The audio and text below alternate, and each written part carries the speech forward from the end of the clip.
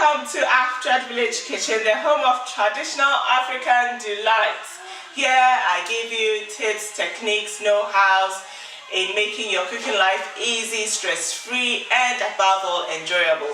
Today I am making tomato paste from canned tomatoes and some passata. You can use fresh tomatoes as well. Basically, it's just to make your stews, your jollof rice, any kind of stew-based sauce easy, quick and easy. So I'll show you how I make this.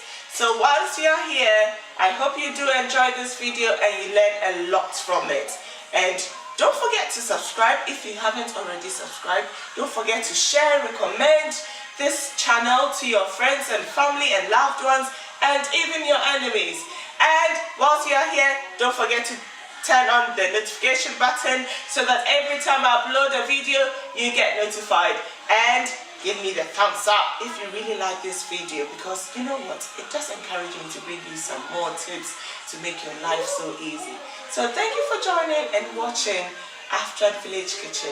This is Joanna, your home chef. Get the tomato paste simmered, or the tomatoes simmered into a paste, that's it, because I don't like using the canned tomato puree or the tomato paste that you buy from the shops in making my jollof rice or waakye stew.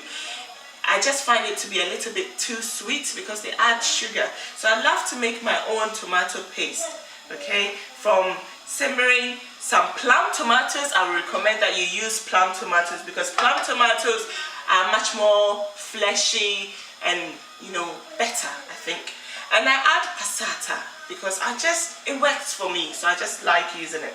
But if you don't have these, you can use fresh tomatoes as well. Sometimes I use fresh tomatoes, I simmer it, I blend it, simmer it into a paste, and it works perfectly. So I have blended my plum tomatoes in here, and I'm going to put it in my pot, and I'll show you how I get it simmered down. To start simmering, I'll recommend use a very heavy pot. So like I'm using my casserole dish or my Dutch pot here, and I've just poured the tomatoes, the blended tomatoes and the passata in here, and I'm adding some bay leaves for flavor. As it is simmering, it will absorb that flavor from the bay leaf. And when you start simmering, don't cover, don't stir. Just leave it on your medium heat to boil. As it's boiling, keep an eye on it, make sure it's not burning. As soon as it starts burning, just lower your heat and let it go on a gentle simmer. I will recommend use a deep pot, much bigger than the amount of tomatoes you are simmering down, and also use a heavy pot that can withstand, you know, the heat so that it doesn't burn too quickly. Don't cover, don't stir, you know, just let the heat do the job. And basically that's it. Give it about 20-30 minutes depending on the amount of tomatoes you are simmering down, and it will be ready for you.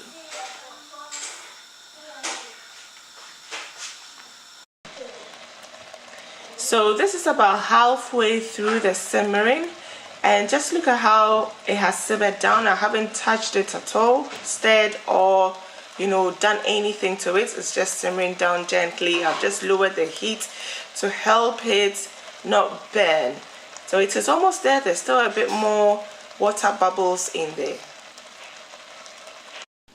So this is it. It is done. The tomato has simmered really well into a paste. Not much water bubbles left. So it is done, and you are ready to use it for whatever you want to use it for. Jollof rice, some waakye stew, or you know, when you're making pizza, you want some tomato sauce on it. This is perfect for it. So any kind of tomato based stew, it gives it a good red color, and it improves the taste as well. So do use it and you'll find how useful it is.